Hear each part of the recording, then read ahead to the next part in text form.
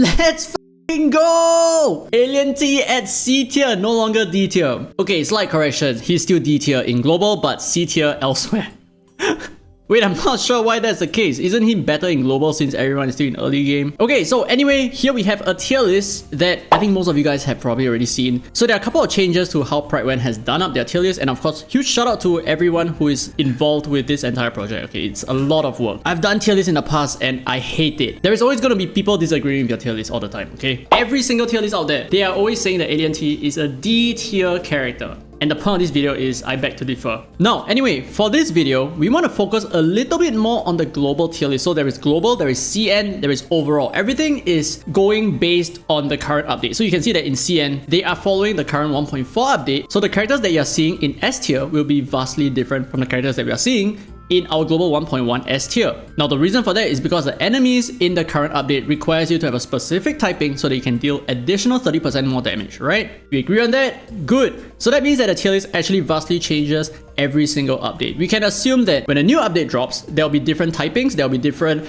reality defense versus mental defense, juggling and all that. Those will change a lot. So like for example, right now, I believe the current event is more focused towards beast type mental DPS because I think the boss robot has about 30% reality defense damage reduction or something like that. So that changes every single update. So do take note that whatever that we're looking at right now only pertains to the current update. When the next update drops, you can be damn sure everything is gonna shift, or maybe at least like 50% of everything. Alright, so I must say that I am a noob at this game. I am a global player. I play as much as you do. I might put in a little bit more thought into playing the game, okay? I might do more math. But aside from that, I have the same amount of time as you have. So my experience and my exposure is like nothing, no difference at all. Plus, I'm free to play, so I have enough currency to summon more, right? Okay, now that we are in agreement, let's take a look at the tier list, starting with the S tier. So we have 3 damage dealers over here, 2 of which are beast type, 1 is Eternity. I kinda agree with this. So from my experience thus far, Centurion is just epic. Eternity is just epic. Malenia, single target, pretty much the same as Centurion for the most part, except she focuses a lot more on single target DPS. And I mean, the way that you play them is completely different, right? But for most of us right now, there is not a lot of reason for you to have both Centurion and Malenia. I know one is like mental DPS, the other is reality DPS. It doesn't really matter, okay? You can use reality DPS and your current event is still gonna be like super smooth sailing. Let's move on to the supports. So with Anand Lee, so like I said before, she is just the power crab version of Soneto. So Soneto is already good. Anand Lee is definitely going to be good. And then next we have Beacon Bloom. Oh my goodness, Beacon is so sick. She is the only 5-star here as well. That's like hilarious. So for a debuffer, she is doing surprisingly a lot of damage. And I think she's just really amazing, right? So long as you're playing reality DPS, she is your go-to debuffer. And I mean her ultimate is just so useful as well. And next we have Pickles, the dog. What? What's happening? You okay? Stupid little cat. What the hell? So the thing about Pickles is he's a very versatile character, right? So he specializes in mental DPS, but his primary focus is buffing your team's attack, dealing good damage, and at the same time stripping buffs from the enemies. So I really like his kit, and it's a little bit unfortunate that I may not be really going for him. I may not be guaranteeing Pickles, and I'll explain it in a separate video. But just know that I might regret this action a lot because in CN right now, he is still top tier. He is top tier all along, right? He has always been useful. Now, finally, let's move on to the last character of the S tier. That's going to be Medicine Pocket. And like I said before, if you already have a Medicine Pocket and you're free to play, it's a very difficult decision whether you should go for Tooth Fairy or not because they both heal.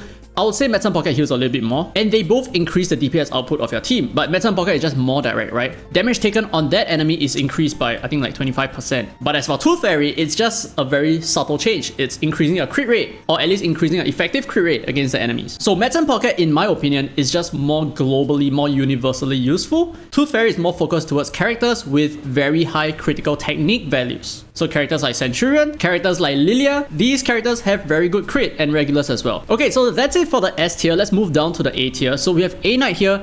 And in my mind, the reason why I feel like he is not S tier, because I do feel like he's really built for S tier, but the reason why he is A tier is because the devs are smart enough to give him this typing. So because he has a spirit typing, he's not going to be that efficient against most characters in this game. So most enemies, they are not of the intellect typing, right? As you can see over here, they're usually like basic types. It's very rare that we're up against a spirit or an intellect type, because if you don't have the 30% extra damage, you're not going to be able to kill stuff. And then next we have Charlie over here, and she is a must portrait character. If you do not have her portrait, she's not going to do enough for you. And I think that's the reason why she's in A tier. But as you can see in CN, she's currently rated very highly because, like I said, the current update focuses a lot on star type characters. And then next we have Druvis. Oh my goodness, this is so weird. Okay, so I don't really understand why she's in A tier, but I kind of get it at the same time. So she primarily focuses a lot on petrification. You can see she has Petrify here. She also has Petrify on one of her skills, which makes her really solid in terms of landing controls. She's very efficient in that sense. Now, the reason why I feel like she is in A tier is because there is not a lot of content where you can petrify stuff, right? And I'm not even going to acknowledge the fact that reality DPS breaks petrification, because just build around it, right? Just build mental DPS, that's fine. But I kind of get it, right? So petrification is a very niche use, although it's much better than disarms. It's probably much better than seals as well. But yeah, it kind of feels bad seeing her at A tier in my opinion, because we have Diggers over here. I'm going to skip over to the debuffers for a bit. So Diggers, he does Nightmare instead of petrification. And I mean, aside from that, he has weakness and he has terror as well. This is probably what sells him. But the reason why I feel that this is so weird is because you're going to be using Diggers in content that can be petrified. It's actually content where the enemies can be controlled. So how is it that they're rated the same when Druvis is going to outperform him? I'm not super sure. And I mean, Satsuki is over here in B tier, so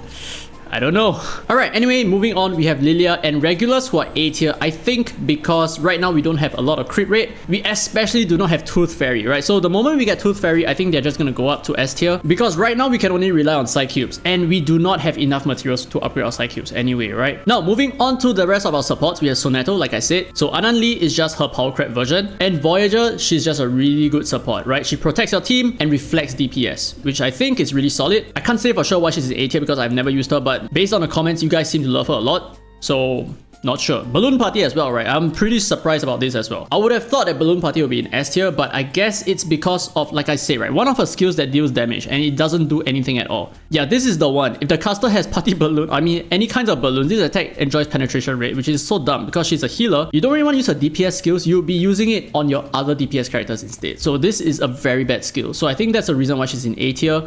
That is my only guess. Now, as for Dick, I've used Dick for quite a little bit. Not too long, not too short, but I have enough experience with it. So from my perspective, it's kind of weird that Dick is considered a healer when Dick does a lot of damage, right? And especially since her ultimate here just simply deals damage, but purifies all the debuffs on herself before doing damage, which means this is just pushing for DPS. And at the same time, she also has 100% true damage over here. But I personally don't really like her healing. It doesn't do anything at all. It doesn't give you sturdiness. It doesn't have extra crit rate to crit heal. So yeah, maybe that's why Dick is over here.